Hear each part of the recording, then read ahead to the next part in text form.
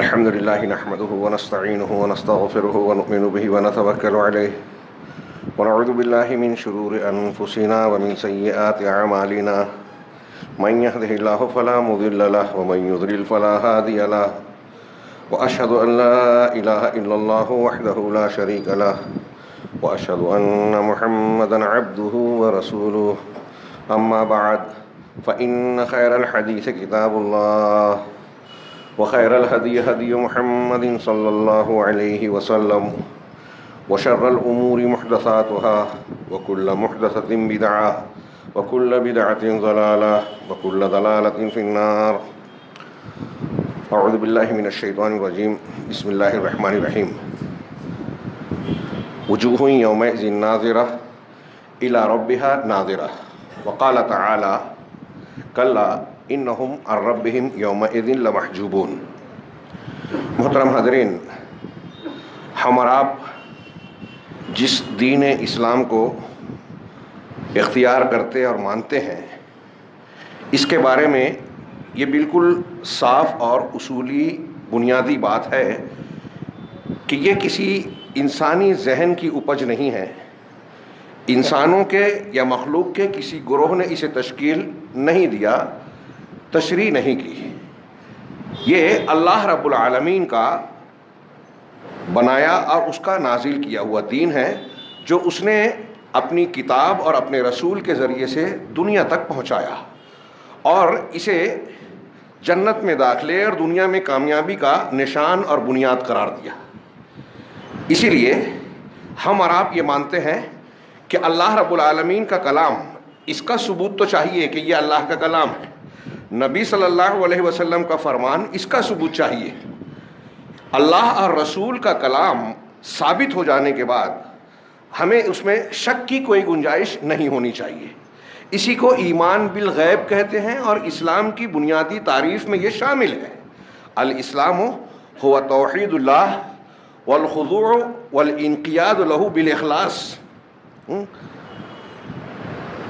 والاخلاص وہ اخلاص الضمیر لہو. اور آگے کہا بعض اہل علم کے والایمان بالاصول الدینیہ التی جاءت من عند اللہ، کہ اسلام کہتے ہیں کہ اللہ کے سامنے خضوع اختیار کر لینا، اس کی پابندی اور انقیاد کرنا، اس کی تابعداری کرنا، ضمیر کو اس کے لیے خالص کر دینا، یعنی ظاہر اور باطن میں اس کی باتوں کو مان لینا. اور جو آخری بات کہی کہ دین کے جتنے اصول آئے ہیں اللہ کے پاس سے، رسول کے ذریعے سے، ان سب پر ایمان اور یقین رکھنا. اسی کو اہل ایمان کی ایک خصوصیت بتائی گئی سورہ بقرہ کے آغاز ہی میں، الذین یؤمنون بالغیب. یہ وہ لوگ ہیں جو غیب پر ایمان لاتے ہیں. غیب پر ایمان لاتے ہیں. کون سے غیب پر؟ جو ہماری نگاہوں میں یا ہمارے علم میں براہ راست نہیں آتا، کچھ ذرائع سے آتا ہے. اور وہ ایمان کے اعتبار سے جس ذریعے کو ہم مانتے ہیں وہ اللہ کا کلام یا رسول کا فرمان ہے، اور یہ دونوں چیزیں اللہ کی وحی کہلاتی ہیں. یعنی دین کا انحصار وحی الہی پر ہے، کسی انسان کے قیاس پر، اس کی فکر پر، لوگوں کے تجربات و مشاہدات پر نہیں ہے. یہ دین اللہ تبارک و تعالیٰ کی وحی پر منحصر ہے.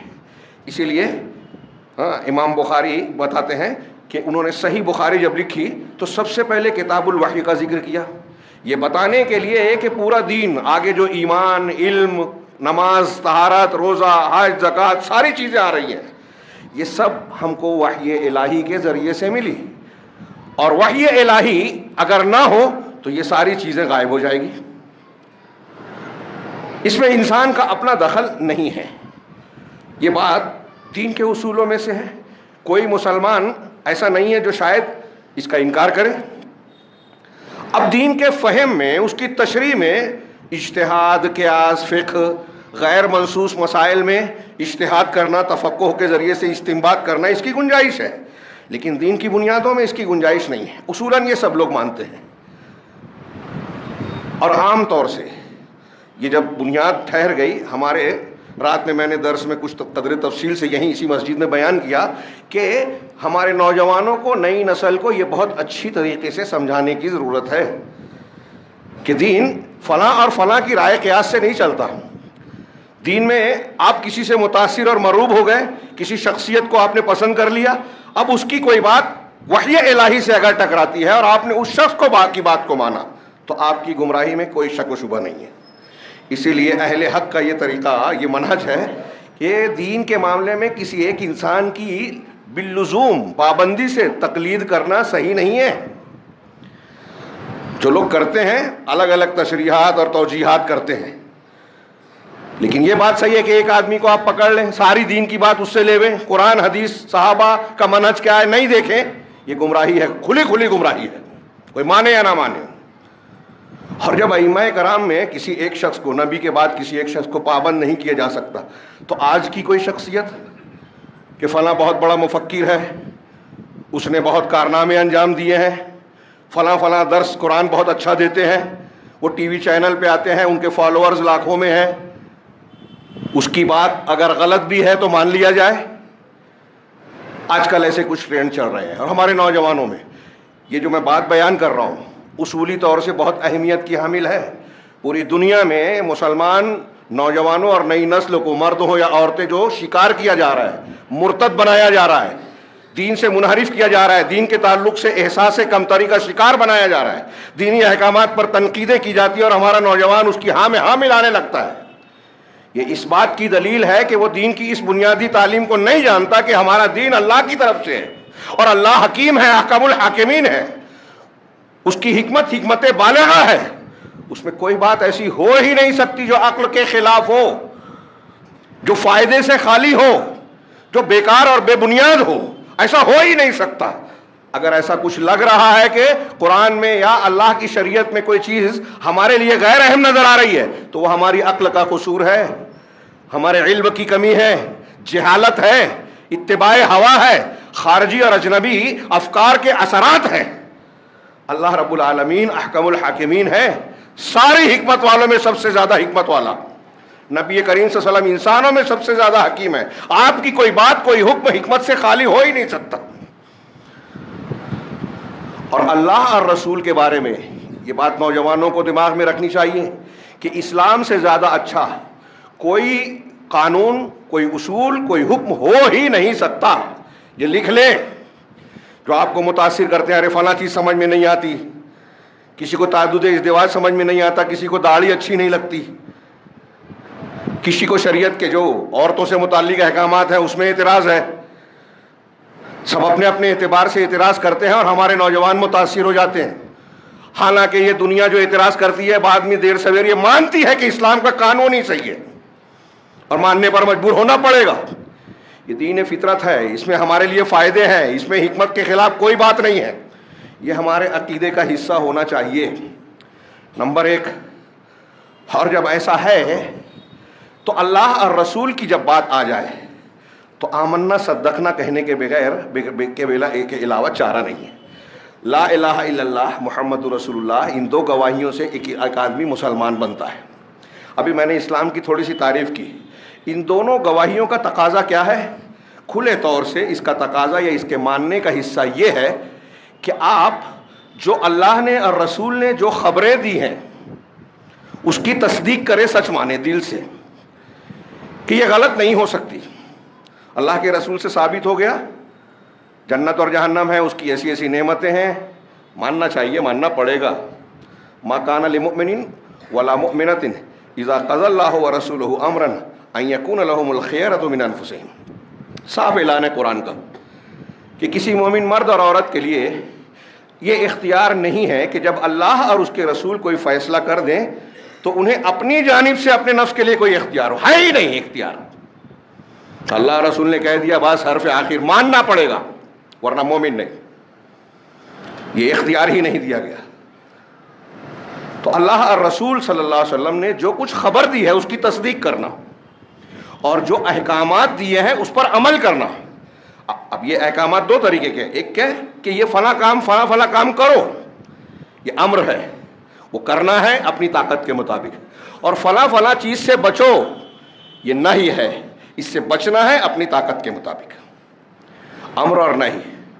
تو جو احکامات دیے ہیں اس پر عمل کرنا, جو خبریں دی ہیں ان کی تصدیق کرنا، اور ان کا اللہ اور رسول کا ایک اور حق ہے کہ ان کی بات آ جانے کے بعد کسی اور کی بات کو نہ ماننا، کسی اور کی بات کو ان کی باتوں سے آگے نہ بڑھانا۔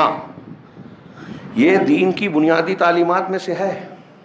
اب یہ ایک طرف رکھیے، اور ابتدائی دور سے صحابہ کے بعد جو گمراہ فرقے پیدا ہوئے اور آج تک ہو رہے ہیں، اور اب تو وہ لوگ جو قرآن و حدیث کو ماننے کا دعویٰ کرتے ہیں ان کو نہیں پتہ، لہذا انہوں نے اپنی اولاد کو بھی نہیں سکھایا اور شوق بھی نہیں ہے سیکھنے کا۔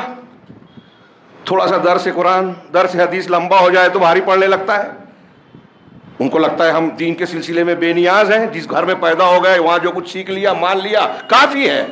نتیجہ دیکھ لیجیے آج ہماری اولادیں، جہاں جائیے جس شہر میں جائیے کسی گمراہ کے پیچھے چل رہے ہیں۔ کسی ایک انسان کو چند لوگوں کو مان لیا کہ بہت اچھے ہیں، اب ان کی غلط باتوں پر بھی ایمان لا رہے ہیں، ان پر تنقید کرنے والوں سے ناراض ہو جاتے ہیں، قرآن و حدیث کی دلیلوں کو ماننے کے لیے تیار نہیں ہے۔ یہ کون سی اہل حدیثیت ہے ہی نہیں، یہ اصول جانا ہی نہیں ہے لوگوں نے۔ آج ہمارے گھروں میں یہ گمراہیاں ہیں، اور کتنے لوگ ہیں۔ ابھی جو میں نے یہ موضوع چھیڑا، ایک نام بہت مشہور ڈاکٹر ذاکر نائک، ڈاکٹر اسرار، مرزا علی انجینئر، یہ ابھی برانڈ چل رہا ہے، یہ ذرا آج کل ان کی پسندیدگی ہے۔ کچھ دن گزرے گا یہ چلے جائیں گے، دوسرے آئیں گے۔ قرآن حدیث کو چھوڑ کے یہ سب لوگ سنتے ہیں، لوگوں کو دیکھتے ہیں، یہ سبسکرائب کر رہے ہیں، لائک کر رہے ہیں، ہمارے لوگ پیچھے چلنے لگتے ہیں۔ جاہل لوگ علماء کو مارکس دیتے ہیں، وہ عالم سننے کے لائق نہیں ہے، یہ بہت اچھا بولتا ہے، اس کو پسند کر لیا، تو اب جو جس کو پسند کر لیا اب اس کی غلط بات بھی پسند ہے۔ رات میں نے ذکر کیا یہاں اسی درس اسی مسجد میں، پچھلے ہفتے گلبرگہ میں خطبہ جمعہ میں نے ڈاکٹر اسرار کی کچھ باتیں بیان کی۔ وحدت الوجود کے قائل ہیں، شیعیت کے حامی ہیں، ان کی کلپ ہے۔ ہمارے نوجوان کہتے ہیں ہمارے علماء دلیل نہیں دیتے، اس کی دلیل کی ضرورت ہے۔ وہ کہتے ہیں وحدت الوجود دنیا کا سب سے بڑا شرک، ہر چیز میں اللہ ہے۔ وہ کہتے ہیں کہ میرے نزدیک تمام صحابہ اولیاء، سارے اولیاء میں سب سے افضل نبی کے بعد حضرت علی ہیں۔ شیعوں کا عقیدہ قرآن حدیث اجماع صحابہ تمام امت کے مسلک کے جماہیر کے خلاف عقیدہ، اور یہ کہتے ہیں کہ بھائی کوئی دلیل ہے؟ تو میں نے جو بیان کیا یہ چیزیں، اس میں کچھ اضافہ ہوا آج۔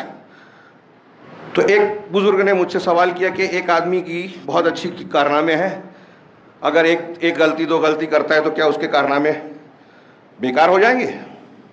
تو میں نے رات میں کچھ تفصیل سے بات کی، تھوڑی سی بات یہاں ذکر کروں۔ میں نے ان کو جواب دیا کہ غلطی کی نوعیت دیکھی جائے گی۔ اگر شرک اور کفر والی غلطی ہے تو ایک ہی غلطی سارے کاموں اور کارناموں پر پانی پھیر دے گی۔ جملہ یاد رکھیے، ایک شرک اکبر اگر کسی نے کیا، کفر اکبر کیا، تو زندگی میں کتنا بھی کارنامہ، اب کچھ کارنامے تو ایسے ہیں کہ کوئی انسان آپ انجام ہی نہیں دے سکتا، نبوت والا کام کوئی کر سکتا ہے کیا؟ اللہ تبارک و تعالیٰ نے نبی صلی اللہ علیہ وسلم سے کہا لئن اشرکت لیحبطن عملک، اگر آپ بھی شرک کریں گے تو آپ کے سارے عمل برباد۔ اب کوئی کتنا بھی بڑا ولی ہو جائے نبی نہیں ہو پائے گا۔ نبی اپنے سارے کارنامے جو کر رہے ہیں وہ برباد ہو جائیں گے اگر شرک کرے، نبی نہیں کر سکتے تھے شرک، لیکن اللہ کہہ رہا ہے ایک اگر شرک اکبر کیا ساری نیکی برباد، نبوت کا کام بھی برباد ہو جائے گا۔ تو آپ کس کھیت کی مولی ہے، ہماری کیا اوقات ہے؟ تو غلطی کی نوعیت اور وحدت الوجود۔ اب میں نے ان سے کہا کہ اگر آپ اپنے بچوں کو یہ بتائیں گے کہ ڈاکٹر اسرار بہت اچھی درس دیتے ہیں، اچھا، وہ ابا کی بات مان کے ان کو سننے لگے اور وحدت الوجود کو ماننے لگے تو کیا بنے گا؟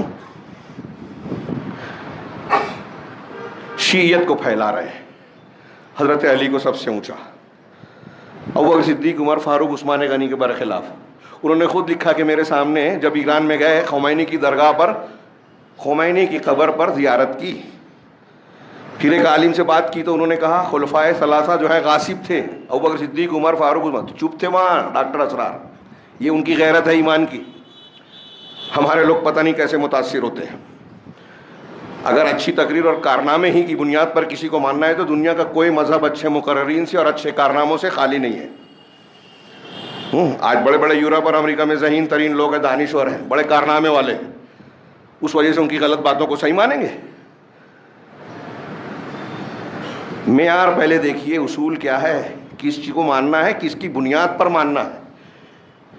ہم ائمہ کرام، ائمہ اربعہ ہوں، دوسرے ائمہ ہوں، محدثین ہوں، اگر ان کی بات قرآن حدیث کے خلاف پڑ جائے تو ہمارا مسلک، منہج اور مسلمانوں کا اصول ہے کہ قرآن حدیث کو مانا جائے گا، ان کی نہیں۔ اور یہ لوگ جو عالم بھی نہیں ہے، جو آدھی ادھوری باتیں عقیدے کے سلسلے میں جن کے انحرافات عظیم الشان ہیں، ان سے ہمارا پر ہمارے نوجوان متاثر ہو رہے ہیں۔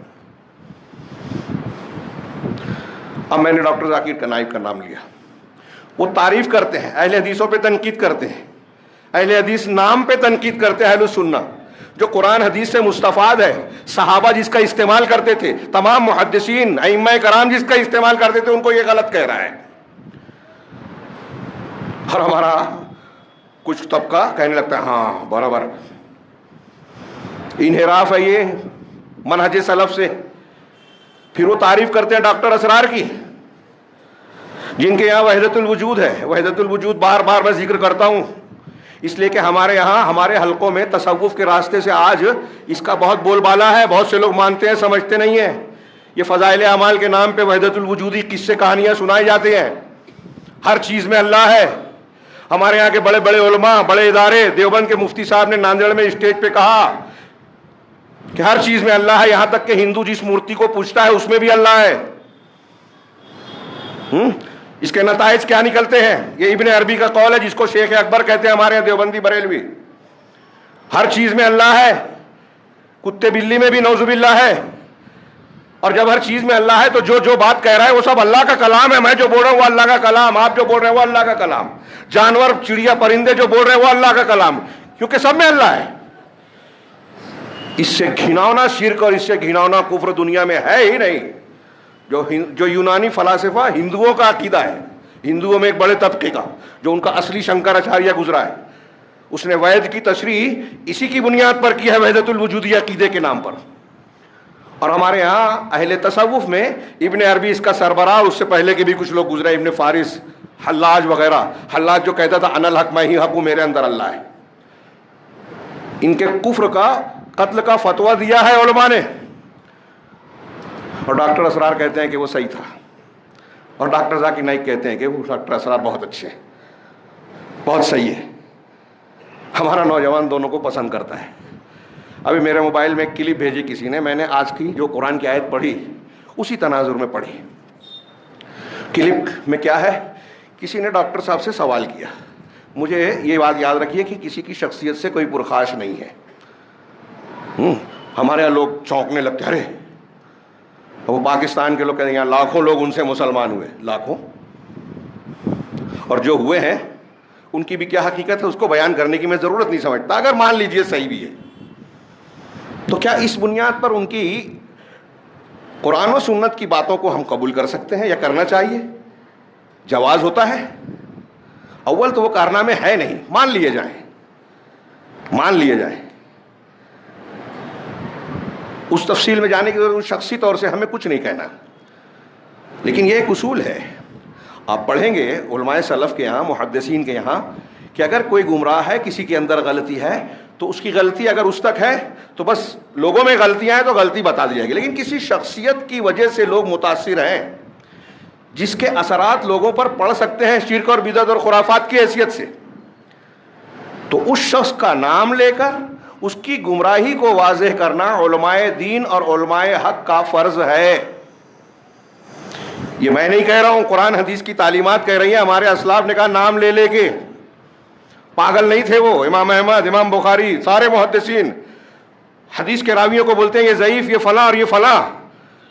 ان کے یہاں لکھا ہوا ہے، شرح السنہ پڑھیے، فضائل ابن عیاض کے اقوال بدعتیوں کے تعلق سے، کہ بدعتی آدمی اور میرے درمیان میں پسند کرتا ہوں لوہے کا قلعہ ہو۔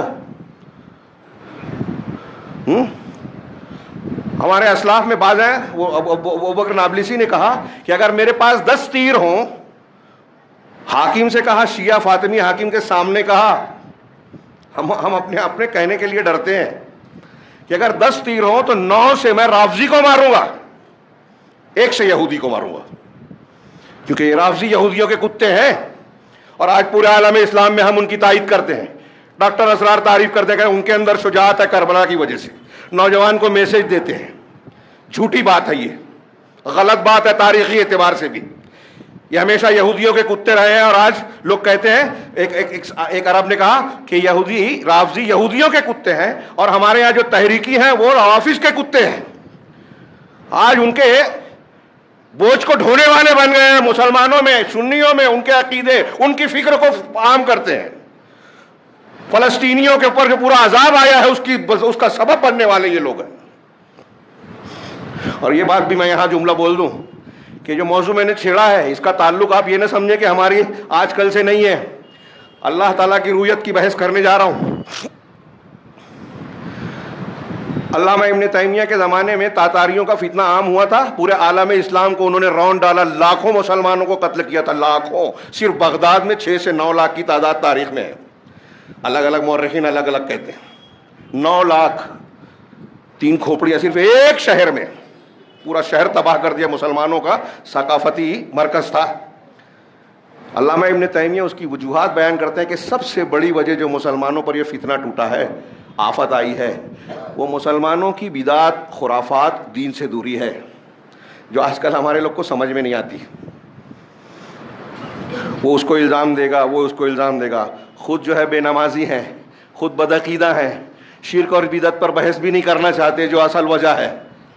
بدعت کرو، شرک کرو، سب ایک ہو جاؤ، ایک کبھی نہیں ہو پائیں گے۔ شرک اور بدعت کے ہوتے ہوئے اللہ کی رحمت کبھی نہیں ملے گی، یہ میں نہیں کہہ رہا ہوں، قرآن حدیث کہہ رہے ہیں۔ اللہ کے رسول ہر جمعہ کو کہتے تھے ہر بدعت گمراہی، اور آپ کہتے ہیں بدعت جو جیسا کر رہا ہے کرنے دو، اور جس کی کوئی غلطی ہے، اگر کچھ کارنامہ ہے آپ مانتے ہیں تو ہم اس کو بولیں، اس کی غلطی نہ بتائیں۔ یہ دین نہیں ہے، دین کے اصول ہم نہیں جانتے، اور اس کا یہ خمیازہ ہے کہ ہمارے اوپر، یہ مسلمانوں پر یہ یلغار ٹوٹی ہے، اجنبی افکار کی یلغار ہے۔ اسلام، اصلی اسلام کے تعلق سے احساس کمتری ہے، ہم اعتراض کوئی کرتا ہے مان لیتے ہیں، ہمارے بچے مرتد ہو رہے ہیں، اس کی وجہ کوئی ڈھونڈ نہیں رہا ہے۔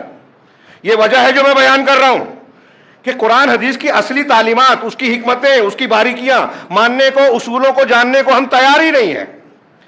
ہمارے گھروں میں تربیت ہونی چاہیے، مسجدوں میں دروس ہونا چاہیے، خاص طور سے عقیدے اور منہج کا۔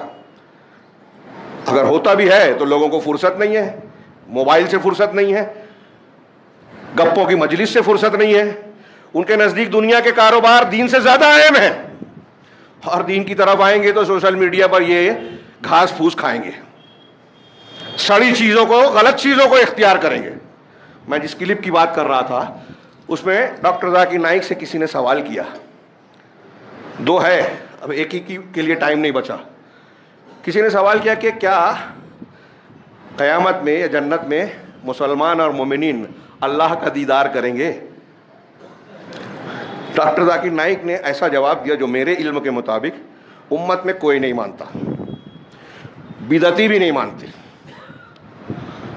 جو اہل حق ہے۔ ایک بات تو انہوں نے کہی کہ ہاں مومنین کا دیدار ہوگا، جنت میں جنتیوں کو دیکھیں، لیکن جنتی لوگ سب نہیں دیکھیں گے۔ کلپ ہے، کوئی چاہے گا تو مجھ سے لے سکتا ہے بعد میں۔ سب جنتی نہیں دیکھیں گے اللہ کو، جو اونچے درجے کے اعلیٰ معیار کے ہوں گے وہ دیکھیں گے، سارے مومنین نہیں دیکھیں گے۔ پھر انہوں نے ایک بات ایسی کہی، اس میں ایک لفظ میری سمجھ میں نہیں آیا، انگریزی کا شاید استعمال کیا، اسٹیٹ یا کیا، کہ جو دیکھیں گے بھی، ہم چاہتے ہیں کہ اللہ کو دیکھیں، لیکن جو دیکھیں گے تو اسٹیٹ نہیں دیکھیں گے، ایسا کچھ جملہ انہوں نے کہا، جس کا معنی میں نے سمجھا کہ سامنے سے یا آنکھوں سے نہیں دیکھیں گے۔ پھر اس کے بعد انہوں نے دلیل دی، سورہ شورى کی آیت جو مشہور ہے، لیس کمثلہ شیء وہو السمیع العلیم ولم یکن لہ کفوا احد، یہ 2 الگ جگہ سے دی کہ اللہ کے مثل کوئی نہیں ہے، اور وہ سننے والا دیکھنا، اللہ کے جیسا کوئی ہے ہی نہیں، بالکل صحیح بات ہے۔ اس کا کوئی کف نہیں ہے، مکافی نہیں ہے، بالکل صحیح بات ہے۔ لیکن اللہ کے دیدار کے تعلق سے جو انہوں نے بات کہی، 2 باتیں غلط ہے اس میں، اور یہاں یہ بھی دھیان رہے کہ یہ چھوٹا موٹا مسئلہ بھی نہیں ہے، اور یہ چھوٹا نہیں ہے۔ اس کے لیے میں نے ہاتھ میں کاغذ لیا ہے کہ آپ کو 2-4 نمونے بتاؤں ہمارے اسلاف میں، اور میرے علم کے مطابق مسلمانوں کے اسلامی عقیدے کو بیان کرنے والی کوئی کتاب آپ کو ایسی نہیں ملے گی جس میں یہ بات نہ ہو۔ الفاظ الگ ہوں گے، لیکن اہل سنت کا اتفاق ہے کہ سارے مومنین قیامت میں، میدان محشر میں بھی اور جنت میں بھی اللہ کا دیدار کریں گے، سارے مومنین۔ چھوٹے بڑے نہیں. اور یہ جو کہا کہ آنکھ سے نہیں دیکھیں گے یا کیا انہوں نے جو بھی کہا, عیانن دیکھیں گے, عیانن کھلی آنکھوں سے دیکھیں گے. اللہ کے رسول نے تو تشبیہ بھی دی دیکھنے کی, اللہ کی نہیں, ہمارے دیکھنے کی, کہ جس طرح ہم 14ویں کا چاند دیکھتے ہیں, سورج دیکھ سکتے ہیں کھلا کھلا, ایسے ہی اہل جنت جنت میں اللہ کا دیدار کریں گے بغیر کسی تکلیف کے, بغیر کسی رکاوٹ کے. اور یہ حدیثیں, قرآن کی آیتیں بھی ہیں, حدیثیں حد تواتر کو پہنچی ہیں. اللہ کے دیدار کا انکار کرنے والے جہمیہ ہیں, معتزلہ ہیں, خوارج اور ان کے ماننے والے ہیں, ان کے موافقین ہیں. اشعری اور ماتریدی, جیسے ہمارے حنفی جو ہیں اشعری ہیں یا ماتریدی ہیں عقیدے میں, ان کے یہاں دیدار کا اس بات تو ہے, لیکن ایسی شرطیں ہیں کہ نتیجے میں دیدار ہوگا ہی نہیں. ایک تو کہتے ہیں کہ اس میں لذت نہیں ہے, ایک کہتے ہیں کہ دیدار ہوگا لیکن نہ سامنے نہ پیچھے نہ آگے نہ دائیں نہ بائیں, تو پھر کہاں ہوگا. اللہ کے لیے جہت لازم آتی ہے اس لیے اس کا انکار کرتے ہیں, ایسی پابندیاں لگاتے ہیں. یہ سب گمراہی ہے. اور ڈاکٹر ذاکر نائک نے جو کہا کہ اونچے لیول کے مومنین دیکھیں گے, نیچے لیول کے جنتی نہیں دیکھیں گے, یہ کہیں نہیں ہے, میرے علم میں تو نہیں ہے. یہاں میں 2-3 عبارتیں ہیں اور 2-3 دلیلیں پیش کرتا ہوں. اب کسی کو اگر یہ لگتا ہے ارے ڈاکٹر صاحب, تو اب قرآن حدیث کو ان کے موافق بنایا جائے, ان کا یہ میدان ہے نہیں. ان کا جو میدان ہے, جس کا جو میدان ہے, لوگ کہتے ہیں عربی میں ایک محاورہ ہے کہ جو شخص اپنے میدان سے ہٹ کر کام کرتا ہے وہ عجائب لاتا ہے. عربی محاورے کا اردو ترجمہ میں نے کیا, وہ عجیب و غریب باتیں بیان کرتا ہے. اور یہی حال ہے آج کے ان مفکرین مبلغین اسلام کا. ان کو عرب لوگ متعالم کہتے ہیں, یعنی وہ عالم جو عالم ہے نہیں, عالم بنتا ہے. داعی ہے نہیں, دعوت کا اور عالم بننے کا مطلب اظہار کرتا ہے. ٹھیک ہے, ان کا جس کو جتنا معلوم ہے, بلغوا انی ولو, اگر آپ کو ایک آیت معلوم ہے ایک آیت پہنچائیے, آپ فتوے مت دیجیے. آپ کا جو میدان نہیں ہے اس میدان میں کام مت کیجیے. اور یہ قیامت کی نشانیوں میں حدیثوں میں ثابت ہے, سلف سے اقوال سے ثابت ہے کہ اصاغر جاہلوں سے عالموں کو چھوڑ کر لوگ ان کو عالم کا درجہ دے کے علم لیں گے, فتویٰ پوچھیں گے.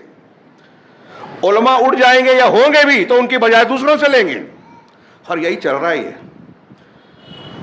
آپ کمپیریزن کیجئے ہندوازم, اسلام, فلاں اور اسلام, اچھی بات ہے, فتوے مت دیجیے احکامات میں. اور عقیدے میں یہ عقائد میں نے آپ کو شروع میں اصول بتایا, قرآن حدیث پر منحصر ہے. فرشتوں کے تعلق سے ہم کو کچھ نہیں معلوم, غیب ہے, یؤمنون بالغیب, غیب پر ایمان لانے کے بارے میں اصول کیا ہے, ہمیشہ پھر سے دھیان میں رکھیے. قرآن حدیث میں جتنا آیا ہے, جو آیا ہے اتنا ہی مانیں گے, نہ اس سے زیادہ نہ اس سے کم. زیادہ بھی گمراہی, کم بھی گمراہی. اور جتنے گمراہ فرقے ہیں آج بھی اور پہلے بھی, انہوں نے یہی غلطی کی. کم کیا یا زیادہ کیا, قرآن حدیث کے سامنے کبھی عقل کو اصول بنایا, کبھی جذبات کو صوفیوں نے جیسے بنایا, کشف و کرامت فلاں فلاں, جذبات کو بنیاد بنایا, ہوائے نفس کو بنیاد بنایا. ساری گمراہی کی بنیاد یہی ہے. اور کسی شخصیت کو بڑا مان لیا تو اب اس شخصیت کو اپنا مرکز مان لیا. قرآن حدیث کے مقابل بھی اگر وہ کوئی بات کہہ رہا ہے تو پیر صاحب نے کہا, فلاں بزرگ نے کہا. اب وہ تو پیر اور علماء تھے, آج تو جاہلوں کے پیچھے لوگ چل رہے ہیں. کتنی بڑی گمراہی کی بات ہے. امام احمد بن حنبل رحمہ اللہ کا قول, انہوں نے اصول السنہ, اصول سنت عقیدے کو بھی کہتے ہیں, دین کی بنیادیں. سنت عقیدے میں بھی سنت ہے جیسے احکام میں ہے. اور السنہ کے نام سے عقیدے کی کتابیں لکھی ہے سلف نے کئی, اس لیے کہ عقیدے میں بھی لوگوں نے سنت کی خلاف ورزیاں کی ہیں, اس میں بھی کی ہے. ہمارے یہاں بہت سے لوگ یہ صوفی, اشعری ماتریدی اللہ کو عرش پر نہیں مانتے, اللہ کے کلام کو نہیں مانتے, اس کی تشریح تعویل کرتے ہیں, تحریف کرتے ہیں, کلام نفسی کہتے ہیں. اشعریت ماتریدیت یا امین رفع الیدین سے بہت بڑا مسئلہ ہے جس پر بحث ہونی چاہیے, اور ہمارے علماء کو بھی نہیں پتا بہت سارے, کہ ہمارے بیچ میں لوگوں کے اندر ایسی گمراہی ہے جو مانتے ہیں ان کو بھی نہیں پتا. دین سے ایسی بے خبری ہے اور سمجھتے ہیں ہم علامہ ہیں. کلام کا انکار کرتے ہیں جو اللہ کی صفت ہے, جس کے بارے میں امام احمد کا مسئلہ ہوا, ان کو کوڑے مارے گا اور اسی میں ان کی وفات ہوئی. کیا القرآن کلام اللہ غیر مخلوق, قرآن اللہ کا کلام مخلوق نہیں ہے. معتزلہ کے عقیدے کے خلاف تھا, گرفتار کروایا, کوڑے مروایا, کیا کیا ہوا. ہم اس مسئلے کو, اس کی نوعیت کو جانتے ہیں, اس کا کیا فرق پڑتا ہے ہماری زندگی پہ, یہی نہیں معلوم. فٹ سے اعتراض کر دیں گے, ارے مولانا صاحب ایسا مسئلہ بیان کر رہے ہیں جس کی کوئی ضرورت ہی نہیں ہے. جاہل لوگ علماء کو بتا رہے ہیں. ان عقیدوں کا اثر ہمارے اعمال، ہمارے جذبات، ہمارے برتاؤ پر پڑتا ہے. یہ جو رویت کی بحث ہے نا، آپ پڑھیے، علماء نے لکھا ہے کہ اللہ کی رویت کی لذت، نعمت جو جنتیوں کے لیے سب سے بڑی نعمت ہوگی، ایک بندے کو اگر اس کا یقین ہوگا تو اس کا شوق اسے نیکیوں پر ابھارے گا، اللہ سے ملاقات کا شوق پیدا کرے گا اور دین کی طرف مائل کرے گا، اللہ کی معرفت کی طرف رغبت دلائے گا. اللہ کے رسول صلی اللہ علیہ وسلم نے جو دعائیں سکھائی، ان دعاؤں میں ایک دعا کا ایک ٹکڑا ہے، وَأَسْأَلُكَ لَذَّةَ النَّظَرِ إِلَىٰ وَجْهِكَ الْكَرِيمِ، کہ اے اللہ میں تجھ سے تیرے وجہ کریم، تیرے باعزت چہرے، مبارک چہرے کے دیدار کا سوال کرتا ہوں، اس کی لذت کا سوال کرتا ہوں. یہ لذت ہے. اشعری کہتے ہیں کہ اس میں لذت نہیں ہے، نعمت نہیں ہے. اللہ کے رسول لذت کہہ رہے ہیں. تو امام احمد کہتے ہیں کہ ہمارے دین کے اصول میں یہ ہے کہ الایمان بالرؤیا یوم القیامہ، قیامت کے دن رؤیت کا، دیدار کا ایمان رکھنا، جیسا کہ نبی صلی اللہ علیہ وسلم سے اس سلسلے میں صحیح حدیثیں مروی ہیں.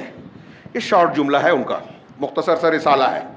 امام طحاوی کہتے ہیں، العقیدۃ الطحاویہ، حنفی کہلاتے ہیں، لیکن آج کی طرح کے حنفی نہیں ہیں، عقیدے میں اہل السنہ کے موافق ہے. وہ کہتے ہیں والرؤیۃ حق لأہل الجنہ.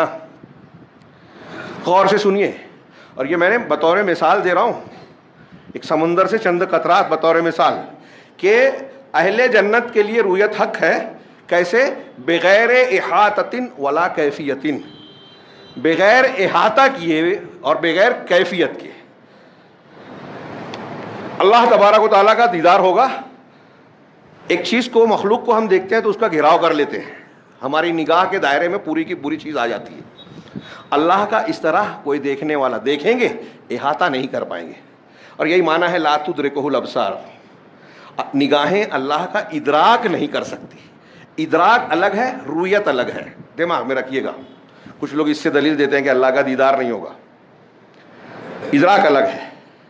اس کی دلیل دیتے ہوئے اہل علم نے بیان کیا کہ قرآن میں خود ہے کہ موسیٰ علیہ السلام جب بنی اسرائیل کو لے کر گئے، فرعون پیچھے سے آیا اپنا لشکر لے کر، تو قرآن کہتا ہے فلما تراءى الجمعان، جب دونوں گروہوں نے ایک دوسرے کو دیکھ لیا، تراءى رؤیت سے، رؤیت ہو گئی دونوں کی. فرعونیوں نے بنی اسرائیل کو، اور بنی اسرائیل جو حضرت موسیٰ علیہ السلام کے ساتھ تھے، انہوں نے فرعونیوں کو دیکھ لیا. تراءى الجمعان قال اصحاب موسیٰ، تو اصحاب موسیٰ نے کہا، موسیٰ کے ساتھیوں نے، کہ انا لمدرکون، اے موسیٰ ہم تو گھیر لیے گئے، ہمارا ادراک کر لیا گیا. دونوں نے دیکھا اور کہا کہ ادراک کر لیا گیا، گھیر لیے گئے. تو اللہ تعالی موسیٰ نے کہا کلا، ایسا ہرگز نہیں ہو سکتا. ہاں دکھ رہے ہیں لیکن گھیر نہیں پائیں گے، ادراک نہیں کر پائیں گے. کیوں؟ ان معی ربی سیہدین، میرے ساتھ میرا رب ہے جو مجھے راہ دکھائے گا، راستہ دے گا. اس آیت سے استدلال کیا کہ رؤیت الگ ہے، ادراک الگ ہے. اور اللہ نے کہا لا تدرکہ الابصار، نگاہیں اس کا ادراک نہیں کر سکتی. اور یہی دوسری دلیل بھی جو معتزلہ دیتے ہیں، اور آپ کے دماغ میں بھی ہوگی بہت سے سننے والوں کے، کہتے موسیٰ علیہ السلام نے طور پر جانے کے بعد کہا تھا کہ اے اللہ میں تجھے دیکھنا چاہتا ہوں، ارینی انظر الیک، تو مجھے دکھا، میں تیری طرف دیکھوں، تیرا دیدار کروں. تو اللہ نے کہا قال لن ترانی، تو مجھے ہرگز نہیں دیکھ سکتا. کہتے دیکھیے ہرگز ہے مطلب کبھی نہیں، تو مرنے کے بعد جنت میں بھی نہیں. حالانکہ قرآن میں ایسی مثال ہے کہ یہودی کبھی جب موت کی تمنا نہیں کریں گے لیکن جنت جہنم میں جا کے تمنا کریں گے کہ ہمیں موت دے دے. ایسی اور بھی مثالیں قرآن کی ہیں، ٹائم نہیں ہے یہاں. تو موسیٰ علیہ السلام نے کہا، تو اللہ نے کہا کہ تو دیکھ نہیں سکتا. وَلَكِنْ انظُرْ إِلَى الْجَبَلِ، لیکن اے موسیٰ تو پہاڑوں کو دیکھ، اس پہاڑ کو دیکھ، طور کو.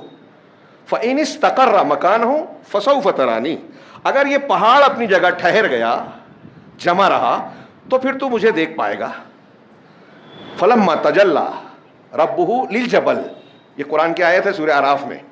پھر جب تم اس کے رب نے تجلی کی پہاڑ کے لیے، جَعَلَهُ دَكَّا، تو وہ ریزہ ریزہ بنا دیا اسے، وہ ٹوٹ کر مٹی اور چورا بن گیا، ریزہ ریزہ ہو گیا.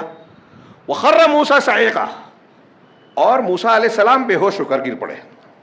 تو اس سے دلیل دیتے ہیں کہ دیکھیے اللہ کہہ رہا ہے دیکھ نہیں سکتے. اہل علم نے کہا کہ اس سے ثابت ہوتا ہے کہ دیکھ سکتے ہیں. پہلی بات تو یہ کہ موسیٰ علیہ السلام ایک پیغمبر ہے. اللہ کا دیدار اگر غلط ہوتا، ناممکن ہوتا، تو پیغمبر یہ دعا کرتے ہی نہیں. اور اگر کر لیتے، ناممکن تھا لیکن حضرت موسیٰ نے مانگ لیا، جیسے حضرت نوح علیہ السلام نے اپنے بیٹے کے لیے کہا کہ میرے گھر والا ہے، اس کو ڈبو دیا اللہ تو نے وعدہ کیا تھا میرے گھر والوں. اللہ نے ڈانٹا، انہ لیس من اہلک، یہ تیرے گھر والا ہے ہی نہیں، جاہلوں میں سے مت ہو جاؤ اے نوح، قرآن کہہ رہا ہے. اللہ نے ڈانٹا غلط سوال پر ایک پیغمبر کو، نوح علیہ السلام. لیکن حضرت موسیٰ کو یہاں ڈانٹا نہیں. یہ کہا کہ تو دیکھ نہیں، اللہ نے یہ نہیں کہا کہ مجھے دیکھا نہیں جا سکتا، یہ کہا کہ تو مجھے دیکھ نہیں سکتا، ابھی تیری قدرت اور طاقت یہ نہیں دی گئی ہے. جب اللہ چاہے گا یہ طاقت دے گا اور دکھائے گا، ابھی تیری طاقت نہیں ہے. اور اس کا ثبوت دیا پہاڑ پہ دیدار کروا کے، جلوہ دکھا کے. تو اہل علم نے کہا کہ اگر میرے تھیلی کوئی میں ہاتھ میں لیا ہوں، امام ابلیس نے یہ مثال دی، اس میں پتھر ہو اور کوئی کہے کہ جو آپ کے تھیلے میں ہے مجھے کھلائیے، اور کھانے کی چیز نہیں ہے، تو یہ نہیں کہا جائے گا کہ تو کھا نہیں سکتا، یہ کہا جائے گا کہ یہ کھانے کی چیز نہیں ہے. اگر کھانے کی چیز ہے اور اس کے لیے جائز نہیں ہے تو کہیں گے تو کھا نہیں سکتا. حضرت موسیٰ علیہ السلام کو اللہ نے یہ نہیں کہا کہ مجھے دیکھا نہیں جا سکتا، یہ کہا کہ تو نہیں دیکھ سکتا. پھر پہاڑ کو تجلی کی اور ثبوت دیا کہ یہ پہاڑ اتنا مضبوط ہے، جبکہ انسان تو گوشت پوشت خون کا مجموعہ ہے. یہ پہاڑ ٹک نہیں سکا اللہ کی تجلی کے سامنے، تو آپ کیسے تاب لا پاؤ گے؟ اور حدیث میں ہے کہ اگر لو کشف حجابہ النور، اللہ کا حجاب نور ہے، ہاں اگر وہ اسے ہٹا دے، لو کشف لاحرقت سبحات وجہہ الی من انتہی الیہ بصرہ من خلقہ، کہ مخلوق میں جہاں تک اللہ کی نگاہ جائے گی پردہ ہٹانے کے بعد، وہاں تک ساری چیزیں جل جائے گی، بھسم ہو جائے گی. اللہ کے نور اور نار کی، نور بھی ہے نار بھی لفظ ہے، تاب مخلوق نہیں لا سکتی. یہ اللہ قیامت میں مومنین کو یہ قوت دے گا. تو ایک دلیل یہ بھی دی کہ حضرت موسیٰ اور انسان کا درجہ زیادہ بڑا ہے، آپ کا اور ہمارا، یا اہل ایمان کا، یا موسیٰ علیہ السلام کا، پیغمبروں کا درجہ، یا پہاڑ کا درجہ بڑا تھا. اللہ تبارک و تعالیٰ نے پہاڑ کو دیدار کرایا جو رضا ہو گیا، مومنین کو نہیں کرائے گا. تو اس سے بھی ثابت ہوتا ہے، ایسے اور بھی کئی وجہیں بیان کی ہیں، وقت نہیں ہے. میں یہ عبارت پڑھ رہا تھا کہ بغیر احاطے اور کیفیت کے اہل جنت کے لیے جنت میں اللہ کا دیدار حق ہے. کما نطق بہ کتاب ربنا، جیسا کہ ہمارے رب کی کتاب قرآن نے اس کو بیان کیا ہے، بولا ہے. اور قرآن کی آیت ایک بطور مثال دی، وجوہ یومئذ ناظرہ الی ربہا ناظرہ. ناظرہ پہلا ذات کے ساتھ اور دوسرا ذو کے ساتھ، نظر سے دوسرا والا، نظر ینظرو. نظرہ کا سیلا عربی میں جب الا آتا ہے تو آنکھ سے، سر کی آنکھ سے دیکھنا مراد ہوتا ہے، اس کا معنی. حضرت ابن عباس اور عربی کے جاننے والے سب کہتے ہیں، صحابہ کہتے ہیں. نظرہ بغیر سیلے کے ہو تو انتظار کرنا، نظرہ فی غور و فکر کرنا. اور یہاں نظرہ الا ہے. وجوہ یومئذ ناظرہ، غور سے اللہ کا کلام ہے. وجوہ، وجہ کی جمع چہرہ. اس دن کچھ چہرے تر و تازہ ہوں گے، حشاش بشاش ہوں گے. الی ربہا ناظرہ، اپنے رب کی طرف ناظر ہوں گے، دیکھنے والے ہوں گے. کیا نام ہے وہ جماعت اسلامی والے جن کو امام کہتے ہیں، فراہی صاحب، ان کی تفسیر ہے سورہ قیامہ، یہ سورہ قیامہ کی آیت ہے، اس کو میں نے پڑھا بہت پہلے. تو اس میں لکھتے ہیں کہ یہاں کچھ لوگ اس آیت کے ضمن میں اللہ کے دیدار کی اور اس کی بحث کرتے ہیں. غیر ضروری، میرے الفاظ میں فرق ہو سکتا ہے لیکن قریب معنی یہی ہے کہ جس چیز کو قرآن حدیث نے چھیڑا نہیں، بتایا نہیں، اس کو بلا وجہ اس کو کیوں چھیڑنا، بولنا، اس طرح کا اس مفہوم کی بات کی ہے، غیر ضروری قرار دیا. کتنی جہالت کی بات ہے، اور لوگ انہیں امام کہتے ہیں. بہت زیادہ عربی داں، صحابہ سے زیادہ عربی جانتے تھے. حضرت ابن عباس کہتے ہیں اس آیت کے ضمن میں کہ نظر الگ ہے، جو چہرے کی جو آنکھ ہوتی ہے اس کے ساتھ دیکھنا. اور یہ صرف حضرت ابن عباس نہیں کہتے، پورے صحابہ، تابعین، طب تابعین، محدثین، جماہیر امت اس پر متفق ہے کہ اس دن کچھ چہرے تر و تازہ ہوں گے اپنے. اچھا، اس میں ایک یہ بھی ہے، نظرہ الا کے ساتھ ساتھ وجوہ، وجہ، آنکھ کہاں ہے؟ چہرے میں ہے. اور قرآن نے پہلے وجہ کا، چہرے کا ذکر کیا، مطلب چہرے والی آنکھ سے دیکھا دیدار ہوگا. اسی طرح وَتَفْسِيرُهُ عَلَى مَا أَرَادَ اللَّهُ تَعَالَى وَعَلِمَهُ، اس کی تفسیر وہی ہے جو اللہ نے چاہا اور جانا. وَكُلُّ ذَلِكَ وَكُلُّ مَا جَاءَ فِي ذَلِكَ مِنَ الْحَدِيثِ الصَّحِيحِ عن رسول اللہ صلی اللہ علیہ وسلم, اور ہر وہ چیز جو اس سلسلے میں صحیح حدیث آئی ہے رسول اللہ صلی اللہ علیہ وسلم سے مروی ہے, فَهُوَ كَمَا قَالَ, تو وہ ویسے ہی ہے جیسا آپ نے کہا, اور اس کا معنی وہی ہے جو انہوں نے چاہا. ہم لا ندخل فی ذلک متأولین بآرائنا, ان چیزوں میں ہم اپنی رائے سے تعویل کرتے ہوئے اور اپنی خواہشات کی پیروی کرتے ہوئے داخل نہیں ہوتے. اس لیے کہ دین میں وہی صحیح سالم ہے جس نے اپنے آپ کو اللہ اور اس کے رسول کے حوالے کر دیا, اور جس چیز کا علم اس کے لیے متشابہ ہے اس کو جاننے والے کی طرف لوٹا دیا. عربی عبارت چھوڑ کے وقت زیادہ ہو گیا اس لیے میں صرف ترجمہ کر رہا تھا. یہ امام طحاوی کی عبارت ہے. اس عبارت کے تشریح کرتے ہوئے علامہ ابن ابی العز نے لمبی بحث کی. اس کے شروع کے 2-3 لائن میں پڑھ رہا ہوں. وہ کہتے ہیں کہ امام کے رویت کے سلسلے میں جو مخالفین ہیں وہ جہمیہ ہیں, معتزلہ ہیں, اور خوارج اور امامیہ یعنی شیعہ جو ان کے موافقین ہیں, ان کا قول اللہ کے دیدار کا جو انکار کرتے ہیں ان کا قول مردود ہے, قرآن اور سنت کے ذریعے سے, قرآن اور حدیث سے رد ہوتا ہے. اور رویت کے ثبوت کے قائل ہیں صحابہ, تابعین, ائمہ اسلام جو امامت فی الدین میں معروف ہیں, سارے امام, چاروں امام اور سارے ائمہ, اور اہل الحدیث, اور اہل کلام میں بھی وہ طائفے جو اہل سنت والجماعت کی طرف نسبت رکھتے ہیں. یہ سارے لوگ اس بات کے قائل ہیں, صحابہ, تابعین, دین میں معروف سارے امام, سارے اہل حدیث, یہ مانتے ہیں کہ رویت ہوگی. اب ان سب چیزوں کو جو قرآن حدیث کہہ رہی ہیں, صحابہ تابعین جس کو مان رہے ہیں, سارے اہل حدیث مان رہے ہیں, اس کے خلاف کوئی بولے ہم کہتے ہیں کیا فرق پڑتا ہے, معمولی چیز ہے. اس کے بارے میں آگے کہہ رہے ہیں کہ وَهَذِهِ الْمَسْأَلَةُ, ہم سوچتے ہیں ہلکا مسئلہ ہے. ابن ابی العز کہہ رہے ہیں کہ یہ مسئلہ جو ہے من اشرف مسائل اصول الدین, دین کے اصولوں میں سب سے زیادہ شرف والے, سب سے بڑے مسائل میں سے ایک ہے. وَأَجَلِّهَا, اور سب سے زیادہ جلیل القدر مسئلوں میں سے ایک مسئلہ ہے. وَهِيَ الْغَایَةُ الَّتِي شَمَّرَ إِلَيْهَا الْمُشَمِّرُونَ, یہ وہ مقصد اور غایت ہے, ٹارگٹ ہے جس کی طرف کمر کسنے والے کمر کستے ہیں. وَتَنَافَسَ الْمُتَنَافِسُونَ, اور کمپٹیشن کرنے والے, مقابلہ کرنے والے مقابلہ کرتے ہیں. وَحُرِمَهَا, اور اس سے محروم ہیں الَّذِينَ هُمْ عَن رَبِّهِمْ مَحْجُوبُونَ, کہ جو اپنے پروردگار سے محجوب ہے. وَعَن بَابِهِ مَرْدُودُونَ, اور اللہ کے بارگاہ سے مردود ہے, رد کیے گئے ہیں, جن کو بھگایا گیا ہے. اس سلسلے میں 1-2 دلیلوں کی طرف میں اشارہ کر دوں. یہ ابھی جو آیت میں نے پڑھی تھی شروع میں, یہ تو ایک آیت وجوہ یومئذ ناظرہ ہو گیا.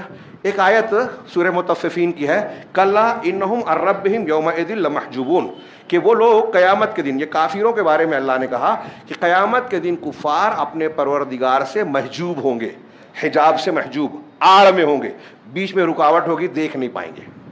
امام شافعی اور بعض سلف کہتے ہیں کہ جب کافروں کے بارے میں اللہ یہ کہہ رہا ہے قرآن میں کہ وہ رب کے دیدار سے محروم رہیں گے, ان کے اور اللہ کے درمیان حجاب ہوگا, یہ کافروں کے لیے بطور سزا ہے. تو اس کا الٹا معنی کیا ہوا کہ مومنوں کے لیے دیدار ہوگا, یہ اہل ایمان کے لیے انعام ہوگا. اگر مومنوں کا بھی دیدار نہیں ہوگا اگر, تو اس آیت کا بے مطلب کوئی مطلب ہی نہیں ہوا. آپ کہہ رہے ہیں کہ مومن بھی نہیں دیکھیں گے, قرآن کہہ رہا ہے کافر نہیں دیکھیں گے, تو پھر قرآن کو صرف کافروں کے لیے کہنے کا مطلب کیا ہوگا؟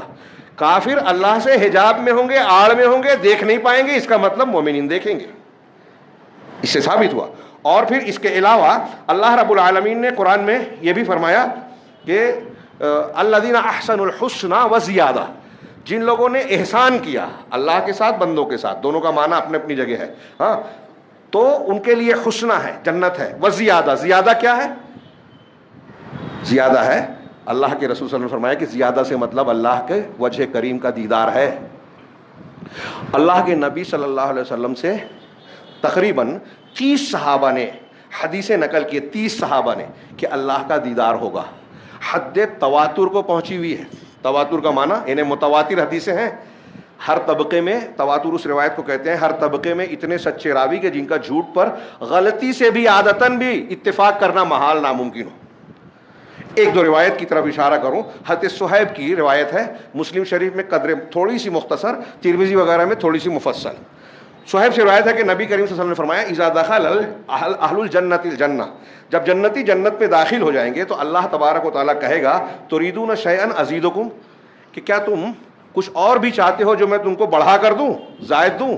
تو جنتی کہیں گے الم تبیض وجوہنا الم تدخلنا الجنہ وتنجنا من النار، کہ کیا تو نے ہمیں جو ہے ہمارے چہروں کو روشن نہیں بنا دیا، کیا تو نے ہمیں جنت میں داخل نہیں کر دیا، جہنم سے نجات نہیں دے دی.